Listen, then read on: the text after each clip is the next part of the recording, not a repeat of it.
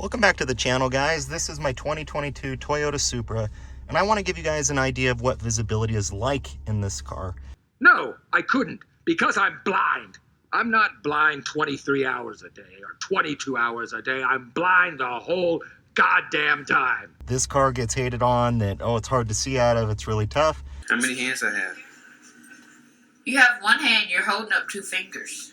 I want to clear a few things up. Now, before I jump into it, I want to first set the record straight that I have the base model. I don't have the premium model. I don't have any blind spot monitoring. I don't have any of that. Nothing. All I have are my mirrors adjusted properly.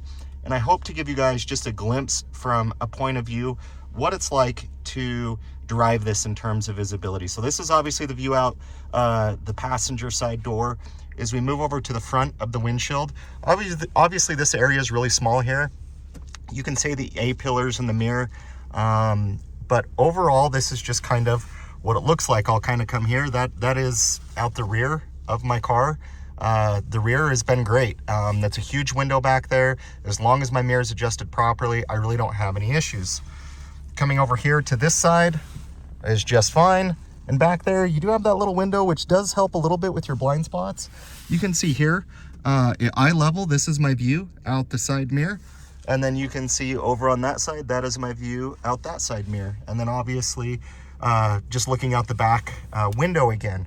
Now, I think a couple things play into effect when it comes into visibility. I don't have all the technology in this car, and honestly, I don't need it. The only times I have ever possibly once, over the last several months I've owned this car, is not seeing a car back there.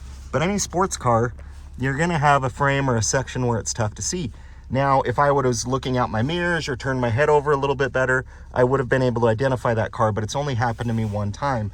I think visibility also has a lot to do with the interior of the car. This car is all black.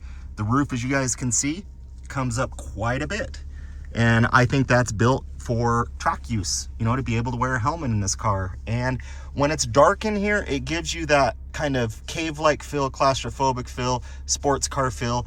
You know, maybe if these were, you know, a sunroof up here, maybe kind of like a T-top split window, it would be better because it'd be lighter in here. But I don't have any problems when it comes to seeing out of this car. As I drive around, it is really easy to do. The only thing that you'll have a hard time with when you pull up to stoplights, it's not that bad. My Camaro was probably equally about the same. If you pull up too far, sometimes you're not going to be able to see it. I'm 5'11", so obviously if you're up here, you're not going to be able to see the stoplight. I haven't ran in that too often unless I've pulled up too far. The only other things to get used to is, you know, these windows, extremely small. And if you're getting food or if you're trying to talk to someone, more than likely they're not going to be able to see your eyes. They're going to kind of be looking down, so you might have to duck down. But as we talk about just daily drivability in terms of what it looks like, all you really need are your mirrors adjusted properly. Now, with the technology you could get for a few grand extra that I chose not to pay, you would have all the technology in the world to be able to see perfectly out of this car. But from the rear to the side, it's actually really good. And I haven't had any issues other than just kind of this back pillar not being able to spot a car. But I should have been able to see it based on where my mirror is set up. So I either didn't look, or I really can't blame the car for that. So hopefully this gives you guys just kind of a quick, easy, what does it look like as you're sitting at my eye level going around the car in terms of visibility. And as we turn around here, you can see out the back, you have a massive window. So if you guys are used to sports cars, you're gonna be just fine in this.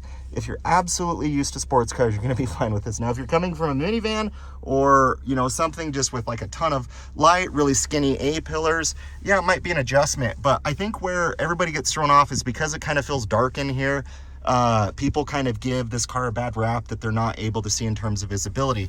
But as long as you're seated properly, as long as you adjust your mirrors properly, as long as you follow all of the right driving procedures, looking over your shoulder, you know, using your turn signal, it is really easy to see out of this car, and I don't have any complaints. So if you guys are on the fence about, oh, do I get the base model, do I get the premium model, just to be able to get the blind spot monitoring, my advice is, if that's the only thing that you're paying that money for, it's not worth it. Now, if you want some of the other features like a higher end stereo, you know, a few different creature comforts, you know, leather seats, a few different things, Apple CarPlay, Android CarPlay, then sure, do it.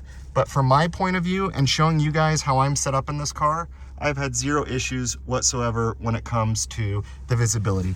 If you guys own a Supra, if you've driven a Supra, am I wrong? Am I right? What do you guys think? I would love to get your guys' perspectives. Do you think it's too not a lot of visibility in here? As you can kind of see, I move over here and can kind of look out the back corner. I got plenty of visibility in this car, guys. I really do. I wonder what this car would look like if this headliner was lighter. You know, maybe feel a little bit more roomy, a little bit more airy. Obviously this spot right here, I mean, not much space between the mirror and the infotainment, but that doesn't affect anything driving for me. So guys, super visibility, once again, not an issue. And if you guys have followed my videos, I did this exact same video on a Chevy Camaro, and it is just fine, guys. So you can see you got plenty of rear space. Now for my Challenger, the rear window, this window actually has more visibility out the back than my Challenger did. The Mustang, maybe similar. Camaro, no, it was about half that. But guys, I'm telling you, I can see just fine out of the car. Let me know what you guys think. Thanks for watching. We'll see you.